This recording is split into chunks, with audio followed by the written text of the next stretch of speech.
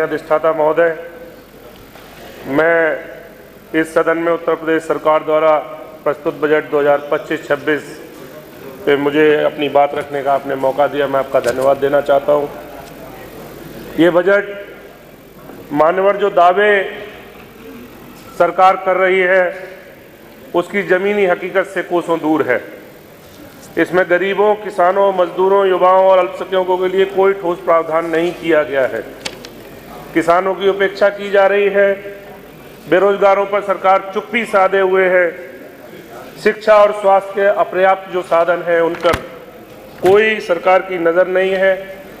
मेरे क्षेत्र की जो प्रमुख समस्याएं हैं, जो 8 लाख करोड़ का जो बड़ा बजट सरकार पेश करके अपनी वाहवाही लूटने का काम कर रही है, तो मैं उम्मीद करता था कि इसमें कुछ ऐसे अहम मुद्दे थे जिन्हें शामिल करके सरकार मदद करने का काम करेगी, लेकिन अफसोस के साथ कहना पड़ रहा है अधिष्ठाता महोदय कि सहसवान की और बदायूं जिले की उपेक्षा इसमें की गई है।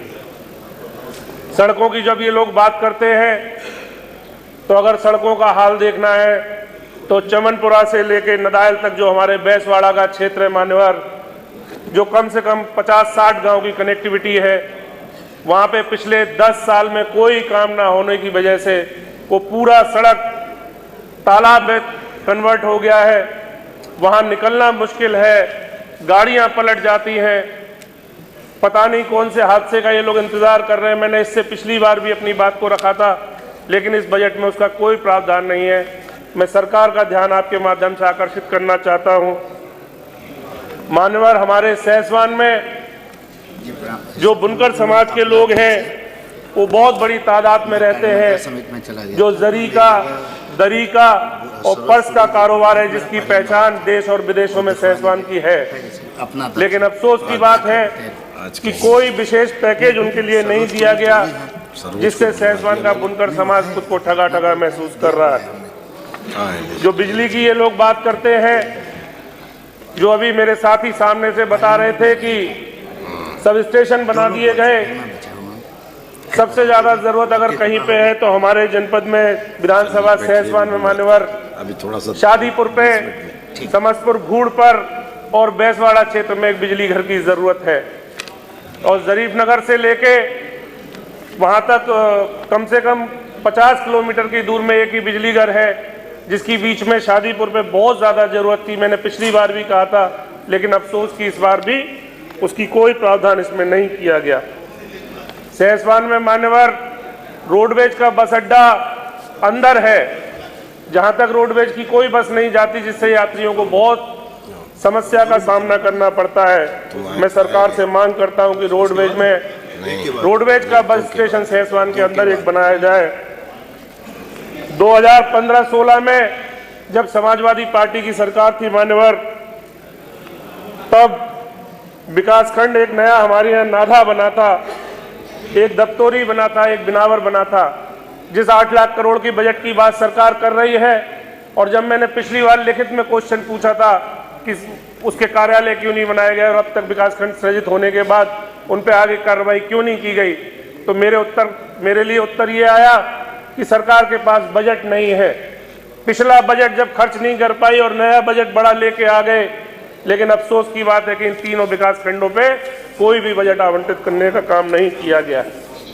मान्यवर, मेरे यहाँ एक नदी है, महावा नदी, जो कि सदा नीरा हुआ करती थी, जहाँ कम से कम 200 गांव की सिंचाई का काम हुआ करता था, लेकिन अब वो देख रेख के अभाव में पूरी तरह सूख गई है। मान्यवर, मैं उम्मीद करता हूँ सरकार से कि उसकी पुनरुद्धार के लिए कुछ ठोस कार्रवाई ऐसी की जाए जो कम से कम 150-200 गांव के लिए सिंचाई की व्यवस्था हो सके। और जब सिंचाई की बात करते हैं तो मैं नाम लेके कहना चाहता हूं, सरकार का ध्यान आकर्षित करना चाहता हूं कि जब ट्यूबवेल कनेक्शन की बात आती है तो सहसवान में माननीय अधिष्ठाता महोदय, आपके माध्यम से सरकार को नोट कराना चाहता हूं कि सहसवान के आसपास के इलाके में खासकर ट्यूबवेल कनेक्शन के लिए माफिया सक्रिय हो गए हैं। वो किसान से पैसा पूरा लेकर उसको फर्जी कनेक्शन की रसीद देकर इसकी जांच कराई जाए।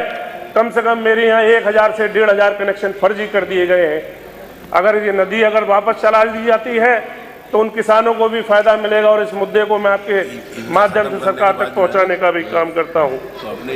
जरीफ नगर थाना क्षेत्र हमारे यहाँ बहुत बड़ा थाना क्षेत्र है मान्यवर।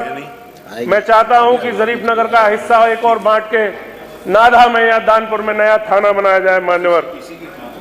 और जब अंत्येष्टि स्थल की बात आती है तो विकास खंड में 1 या 2 अंत्येष्टि स्थल सरकार देने का काम करती है, क्योंकि अंत्येष्टि स्थल एक ऐसा मुद्दा है कि हर गांव में इसकी जरूरत है। तो मैं चाहता हूं कि सरकार अपने माध्यम से हर गांव में एक अंत्येष्टि स्थल देने का काम करे। अनुदेशकों और शिक्षा मित्रों का मानदेय नहीं बढ़ाया, इसमें भी मैं बढ़ाने की मांग करता हूं। समाप्त करें। एक बात और मान्यवर, मैं अपनी बात खत्म करूंगा। महत्वपूर्ण विषय, माननीय संसदीय कार्य मंत्री जी बैठे हैं, मैं मंत्री जी से भी कहूंगा कि मेरी बात को एक मिनट सुने कि विधायक निधि से जो होने वाला इलाज है, जो मरीजों को हम लोग पैसा देने का काम करते हैं, जो प्रावधान किया हुआ है मान्यवर, उसमें जो अस्पतालों की सूची है जो वो बहुत कम संख्या है उसकी। तो मैं सरकार से मांग करता हूं कि जो सूचीबद्ध अस्पताल है उनकी संख्या बढ़ाई जाए, उसकी जो प्रक्रिया है उसको सरल कर दिया जाए ताकि गरीब मरीजों को इलाज का